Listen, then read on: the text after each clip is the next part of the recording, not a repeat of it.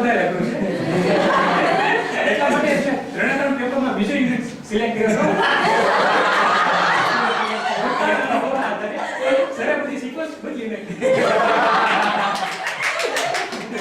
કહેવાય છે ને કે આપણે જેનાથી દૂર ભાગવાનો પ્રયત્ન કરતા હોઈએ એ આપણે સામનો હોય. અને એટલે જ કહેવાય કે ધાર્યું ઘડીનો થાય. આપણા ઘડી પાછળ બેઠા છે.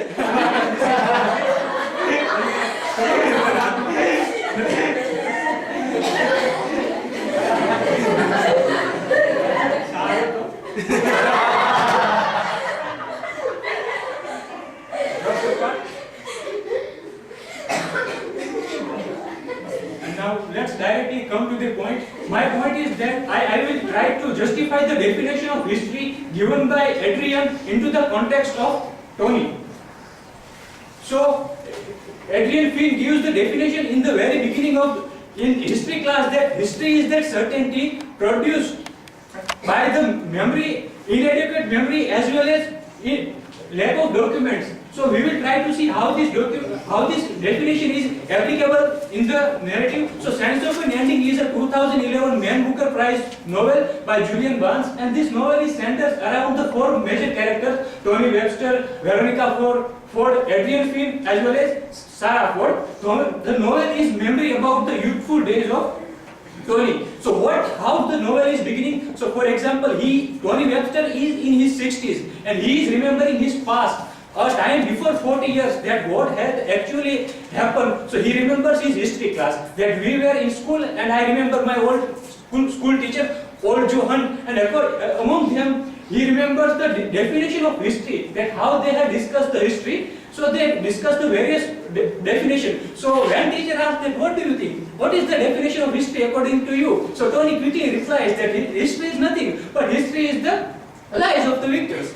So teacher says that no, it is not so. It is also self-delusion of the defeated one. Another definition comes by Colin is that history is the raw onion sandwich. Why? Because it just repeats. It evolves. We have seen again and again that this year, same old story, same old oscillation between tyranny and rebellion, war and peace, prosperity and impoverishment. So this definition comes as a second definition, but the most intellectual student of the class was Adrian Finn, and he gives his third definition, which is our point of discussion, is that history is that certainty produced at a point where imperfection of memory meets the inadequacy of documentation. And to prove his example, to prove his definition, he takes example of Robson. What happens that it's a historical event, sir, if a minor one, but recent. So it ought to be necessarily understood as history. We know that he is dead. We know that he had a girlfriend. We know that he is pregnant or was. What else can we have? A single piece of documentation? A suicide note reading, "Sorry, Mom." At least, according to Brown, does that not still exist? What it destroyed? Did Robson had any other motives or reason beyond these obvious ones? What was his state of mind? Can we be sure the child was his? We can't know, sir.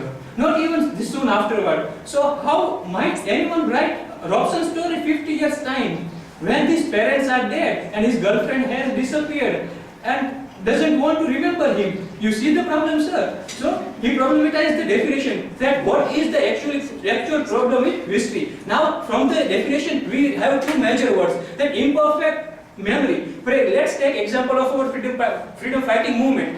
We don't need to go to very in deep past, but just before around the first half of the 20th century, when India had a fight with Britishers for the freedom. So our grandfathers used to tell a story that they have seen Gandhiji, or while freedom fighting movement they have done this or that. But can we realize that what they are saying is true? No, we can't, because what they are doing, they are recreating past according to the present day. So they are readjusting according to what they remember about the 50 years time. And the second important word is inadequate document. So while discussing the Da Vinci Code, we have seen that Jesus kissed, but where? So this part was missing in document. So how can we rely if we don't have enough document?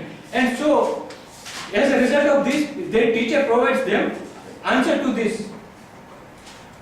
So Was this their exact exchange? Almost certainly not. Still, it is my best memory of their exchange. This line of Tony is able to reconstruct the entire narrative. While I was reading online, I have made a comment, but it won't be visible here because it is a screenshot. But what I want to prove that we also can doubt the Tony's memory, and we also can deconstruct what the entire novel, what Tony is saying. The gist of matter is how far can we rely on memory? Because whatever incidents are narrated in part 1, that same incidents are narrated again with documents. And this is quite opposite to what we know from the past.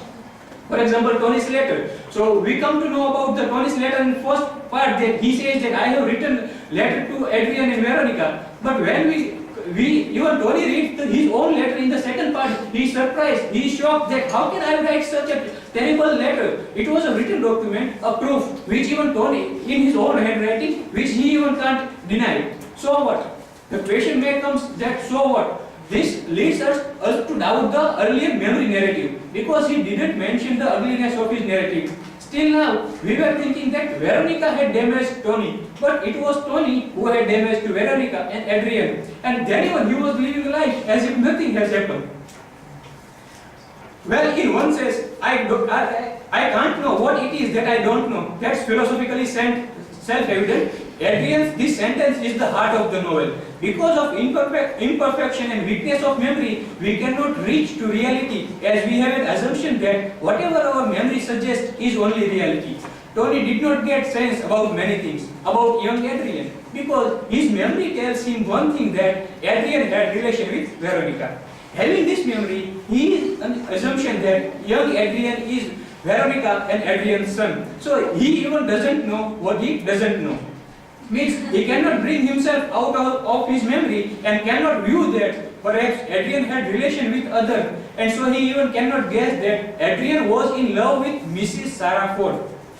This mysterious story is actually invented to show us how memory works. Writer clearly tells that interesting lines about memory, which shows that memory is the main theme of the novel, and he wants to show the imperfection of memory.